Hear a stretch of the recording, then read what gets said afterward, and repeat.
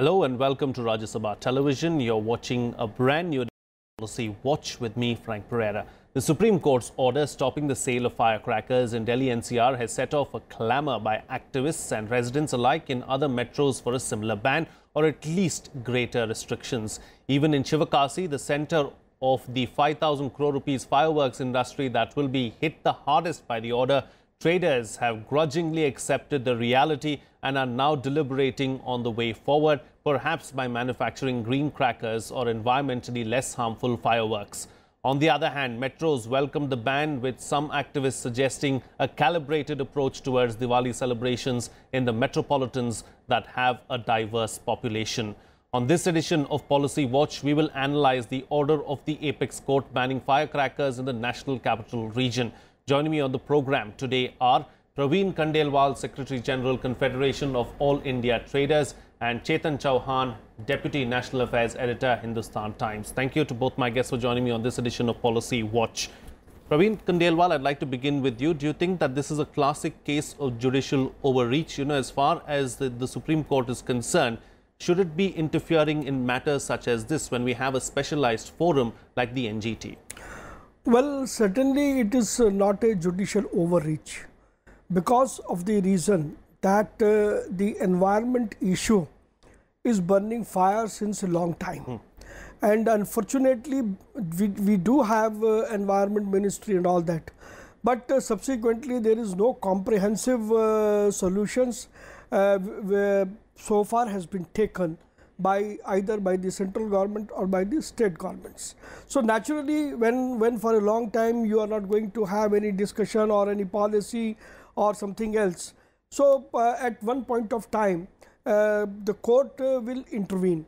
But as far as particularly this order is concerned, the timings of the order is not in tune with the policy, because already our traders have secured and procured hell amount of material in anticipation of doing good business for this Diwali. And when Diwali is just 7 days away and saying that the sale of crackers will not be allowed, I think it is gross injustice and violation of principle of natural justice. This is what I perceive. Secondly, they have imposed ban on sales, but certainly not on bursting crackers. So in that case, what will happen? The trade of Delhi, as far as firecrackers are concerned, will be transferred to other states. People will go to nearby states, will get crackers from there and will burst the same here. Then where is the question of protecting the environment pollution? Sure. So my point is that let this Diwali the traders be allowed to make the sales, and immediately after Diwali there has to be a comprehensive study of environmental dangers. And it is not only crackers. There are many other issues associated with it. We'll get to the other issues in just a bit. But I think the best course will be to protect the traders from the financial losses. Right. And since it is court's order, to protect their fundamental right under Constitution of India, they should be allowed to make sales. Okay. Chetan, Chauhan, as far as this issue is concerned, a couple of valid points there raised by the previous speaker.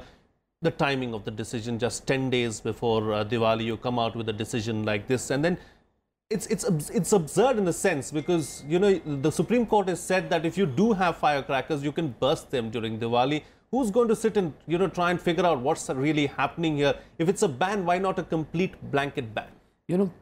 If in case they would have said a ban on bursting of crackers, it would have been very difficult to implement, and second, it could have caused a huge harassment to people, and there could have been also complaints of corruption. So implementation was an issue. So the better way which the court decided was banning the sale.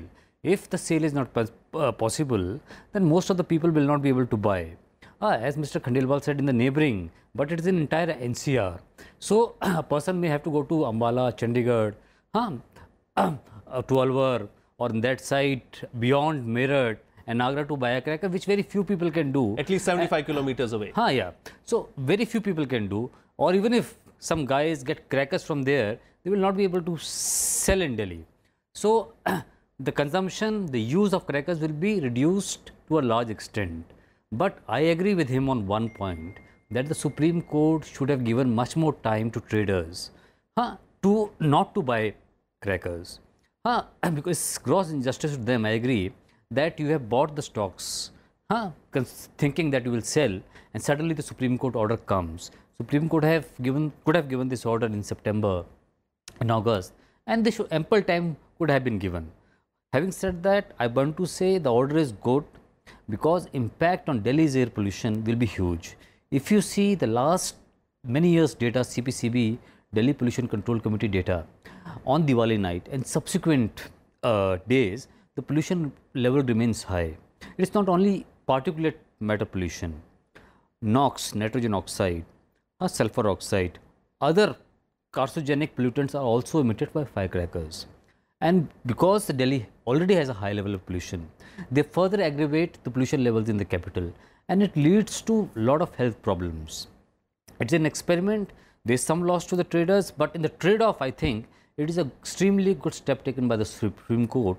And this time, the scientists can analyze for the first time what will be the impact of not bursting the crackers. Because if you see the data and you say that because of the crackers it has jumped by 50%, 40%, it may not be correct fully, because the atmospheric conditions, the weather condition on that particular time period plays an important role. Right. So this time there will be scientific evaluation, the impact of firecrackers on air pollution during Diwali night. Sure. So it is a welcome step, but yes, I agree with him that the court should have given much more time to traders. Okay. You know, he wanted to intervene a short while earlier when you were saying something as well. So I'm going to let him have his say right now. Well, I do regard the aspect Mr. Chauhan has put it here. But I have to say one thing, whether selling of cracker is a legitimate business or not. If today you are banning a legitimate business, then tomorrow it will be turned off another business. Then third day on other pretext there will be third business. So this kind of uncertainty is definitely going to hit hard. It is my legitimate business. Constitution has given me a guarantee. So who can snatch away this guarantee from me? And irrespective of the fact whether it hampers my health or not, I do agree. Health should be the prime focus. But where was the court? And believe me, in furtherance of September 12 of the order of the apex court, all these people, they got their licenses renewed just 20 days back. And within 20 days, the court has given this another order. Just see, this is a seasonal business. The large volume of livelihood of lakhs and lakhs of people across country for the whole year depends upon the sale of the crackers and all that. They don't have any other means of livelihood. So therefore, that point that you made is fully understood. But constitutionally, I should add one thing, that the Constitution provides power to the legislature and the courts to impose restrictions on the fundamental rights. Selling, trading is a fundamental right, but the court in the past, in pollution and other cases, have imposed fundamental rights. When in public transport, the diesel vehicles were phased out, so similar sort of restriction was imposed. In case of air pollution or environment for better health, the court has a right, and it has been discussed by the Constitution bench of the Supreme Court that the court has a right to intervene on constitutional issues. That's why it is the Supreme Court of India. Sure. But I have to say one thing. Okay. Very quickly, and then we'll take the discussion forward. But it is a failure of the state. Why I am being penalized? Why my fundamental right is being snatched on the failure of others? Why not Supreme Court penalize government? Why should I be penalized? Now that the order is passed, what do you suggest needs to be done? How do we deal with the problem going forward? Because we understand that the traders to are incurring a lot of loss. Does the government compensate them? What is it that needs to be done, since you represent the traders? See, there are only two things.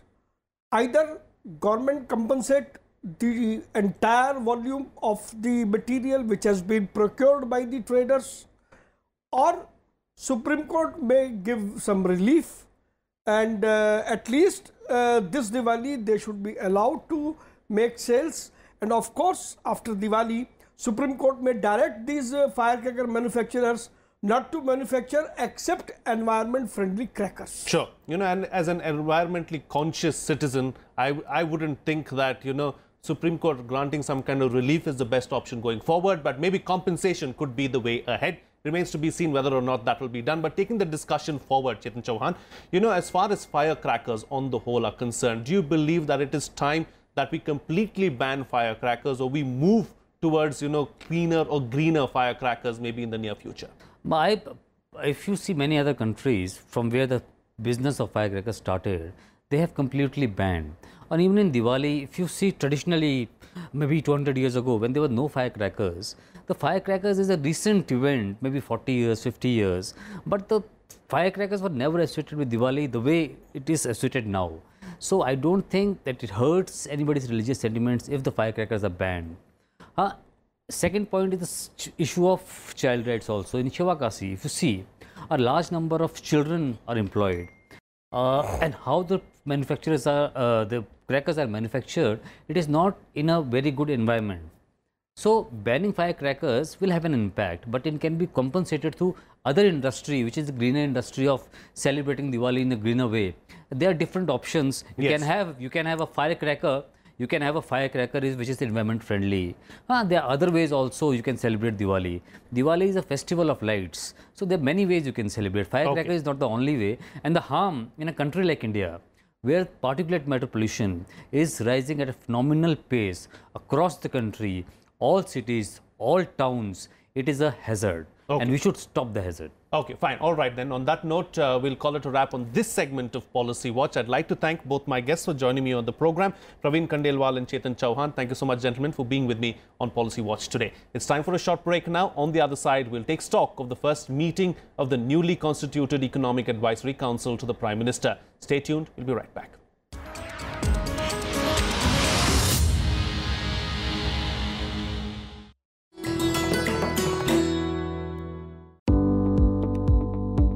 Taking its name from the abundance of simul or red silk cotton trees that bloom vividly here.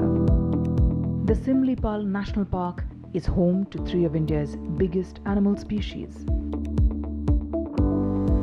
tiger, Asiatic elephant, and gaur. Spread over a sprawling area of 2,750 square kilometers, set on a wide expanse of sal forest, this park is nestled in the very center of Mayurbhanj in Odisha. It is one of the most breathtaking nature reserves in India, with forests, grassy meadows, and some beautiful waterfalls like Joranda and Badehipani. It is also home to an astounding 1,078 species of plants, including 94 species of orchids.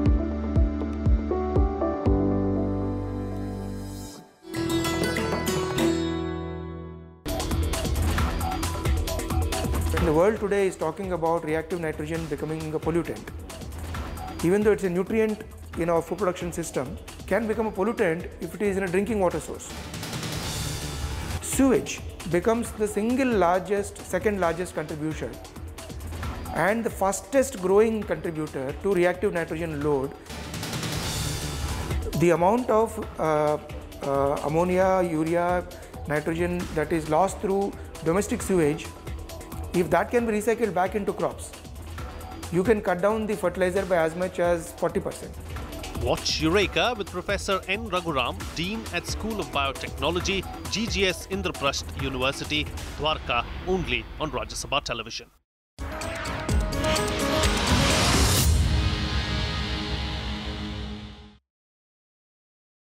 Welcome back. You're watching Policy Watch with me, Frank Pereira. The newly constituted Economic Advisory Council to the Prime Minister Narendra Modi, in its first meeting, stressed upon accelerating economic growth and employment. The industry is seeking fiscal stimulus to tide over the economic slowdown.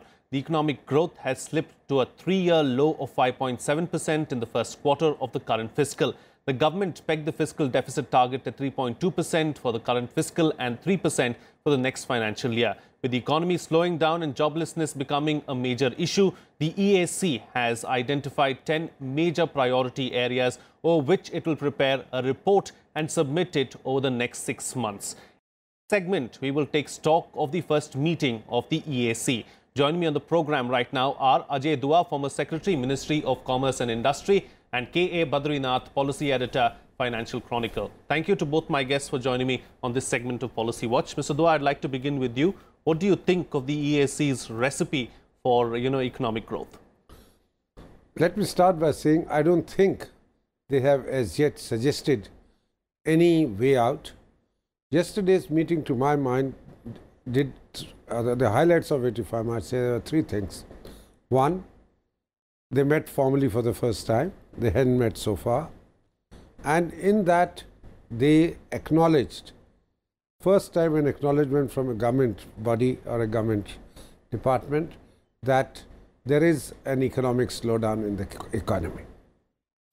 As a recipe for it, they said we will be looking at the 10 sectors and submit report on 5 of these within a month. So the recipe would be probably contained in those reports. But 2 things, and the third thing which was said was that it does not support fiscal laxity. Instead, it will be wanting to remain on the path, the economy or the government to remain on the path of fiscal consolidation, and stimulus, if any, which is being talked of, has to be within that fiscal limits of 3.2% of yes. the GDP, etc. Other than that, I don't think as of now they have suggested any course of action for the economy to be put on a recovery mode. Sure. K. Badrinath, as far as the EAC is concerned, there's been so much of reportage about economic slowdown, about how the economy is going downhill. Are we expecting too much from the EAC to start off with? See, expectations apart, even before the EAC was, constituted, there were lots of demands from across the spectrum for saying about $7 to $8 billion economic stimulus should be administered. But my suspicion is there is not the right time for any economic stimulus to be administered at all. A simple reason, several people were trying to draw parallels from the days of 2008 and 9, when the then Finance Minister Pranab Mukherjee had put together a stimulus package in the backdrop of global meltdown. But here you have a benign economic environment, and your global environment is not negative vis-a-vis India. And thirdly, a 5.7% over few quarters is, yes, can be very concerned about it. But do you need to panic? Do you need to just say that, okay, there's too much slowdown and let me, do something about it and spend another 50,000 crores? That's not the way we manage our economy. And you don't have the wherewithal to do that. And the fiscal consolidation, as Mr. Dua was pointing out, it has been achieved after a great lot of effort. Even Harvard-educated economists like Dr. Manmohan Singh took a lot of pain in putting together this stimulus. Now, when it comes to the Economic Advisory Council, 2 things. Earlier, we never had an economic advisor to the Prime Minister, unlike we had Mr. N.K. Singh during the time of Mr. Vajpayee. Then we had, Dr. Rangarajan advising Prime Minister Manmohan Singh. But here is the first time, I think there seems to be some kind of a realization that they need some independent advice. Perhaps instead of 1, there are 5 now. And it's more the merrier. And henceforth, perhaps they're looking for some independent advice as to what exactly should be done. Otherwise, it is to be the chief economic advisor's domain as to see what is the way forward. More the merrier, but there's also too many cooks spoil the broth. But Mr. Dua, as far as the 10 priority areas identified by the EAC, do you think the right areas or right sectors have been identified to deal with at the moment? Do you think those are the most pressing issues that need to be addressed right now? I would go along with their choice of the sectors to be studied, because the very first one is economic growth, followed by job creation or employment, and then fiscal management, monetary policy, agriculture, consumption, and so on and so forth. Yeah, all those are actually hints of their way of what the group is thinking. That what are the critical factors which need to be studied and recommendations made. And I don't think many of us could find fault with, or I wouldn't say many, in fact almost none of us could find fault with the choice of these subjects to be studied. No one would say that we don't need to study economic growth, because the fact of the matter is, whether it is the constitution of the Economic Advisory Council or the Prime Minister's own address to last week when he went to the company secretary's annual function, etc., was expressing concern that the economy has slowed down, and Prime Minister talked of we could have been on a 10% trajectory path. The fact of the matter is, in India, the poor would benefit from liberalization, globalization, only when the rates of economic growth are high. If the rates tend to be lower, they get impacted much more than the rich. And that is where the job creation, as the next part of job creation comes in. That, to my mind, is the actual need of the hour.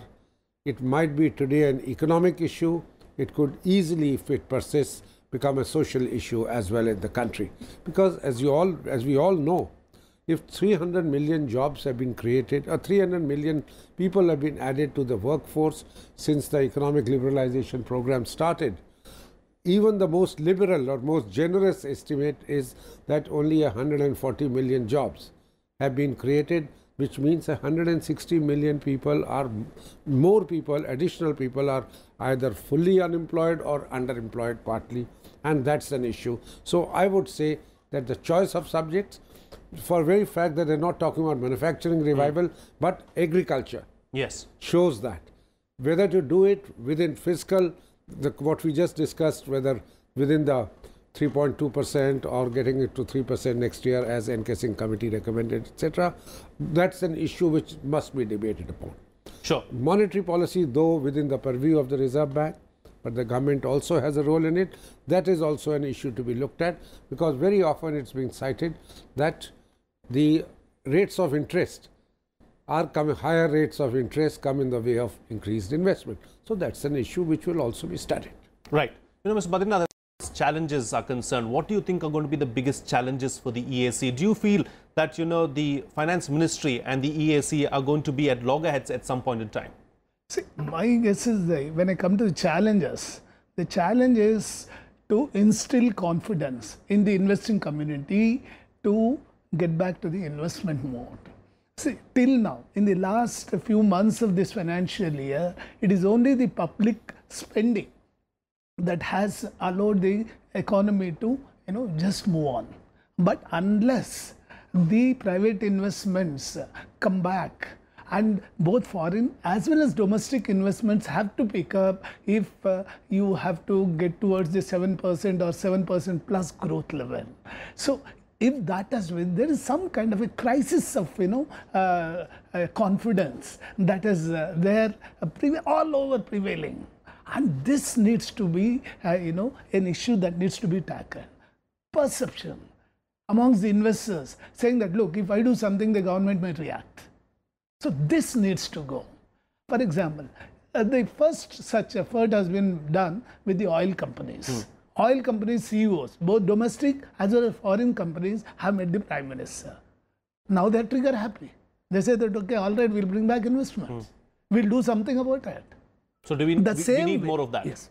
The same way, we need many more sector-specific such meetings, and the head of the government will have to take the lead in instilling this confidence. Yes. And the perception has to change. Sure. Yes, Mr. Dua. I would like to see, as the challenge is, of the kind which were mentioned, certainly those will have to be addressed.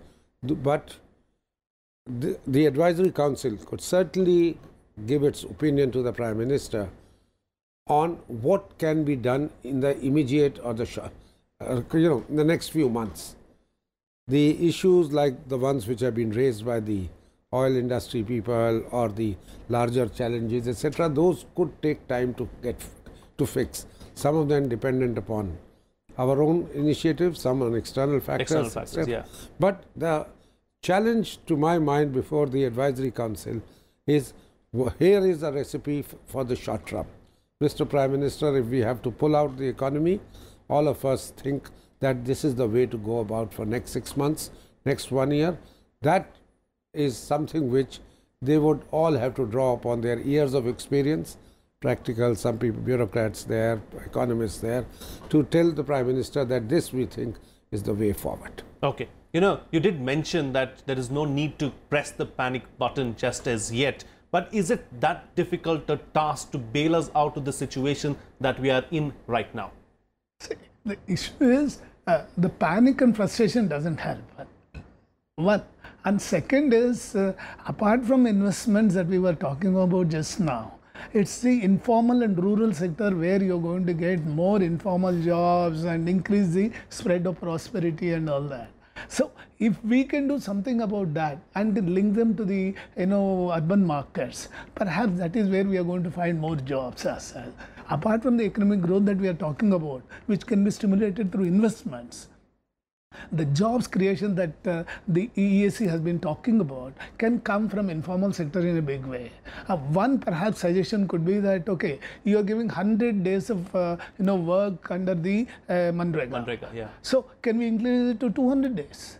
Perhaps more money is within the pockets of people across, and perhaps we can do some kind of with the Manrega as such, link it with rural infrastructure building, link it with roads, link it with agriculture sector. If that can happen, perhaps EAC will find a solution even before the new budget comes in February. Okay, right. All right. On that note, then we'll call it a wrap on this edition of Policy Watch. I think our guests summed it all up for us very, very well. Thank you, Ajay Dua and K. Badrinath, for joining me on the program and putting things into perspective for us. Well, that's all the time we have today. See you again next time.